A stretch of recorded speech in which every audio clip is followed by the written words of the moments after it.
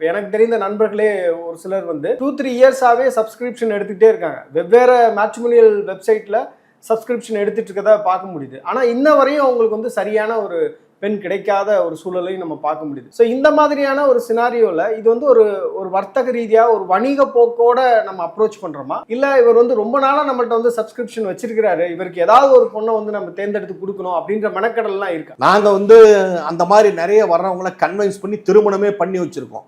ஏன்னா நீங்க சொன்னீங்க இல்லையா, நம்ம ஆண் மகனுங்களும் சார் நான் வந்து ஒரு சாதாரண குடும்பம், நான் வந்து ஒரு 50,000 ரூபா தான் சம்பளம் வாங்குறேன், அட்லீஸ்ட் எனக்கு ஒரு 25,000 சம்பளம் வாங்குற பெண் இருந்தால் தான் இந்த சிட்டியில் வாழ்க்கை நடத்த முடியும் நிறைய வராங்க. நம்மளிருந்து வரக்கூடிய வருமானத்துக்கு ஒரு டிகிரி படிச்சுட்டு வேலை இல்லாத பொண்ணை கட்டிக்கிறதுக்கு பெரும்பாலும் ஆண்கள் தயாரா இல்லை. அது மாதிரி நிறைய பேர் இருக்காங்க.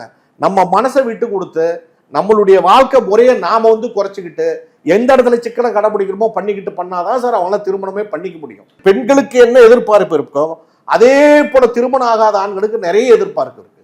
நான் வெளியில சொல்ல முடியாத இங்க நிறைய பேர் நான் சந்திச்சுட்டு இருக்கிறேன்.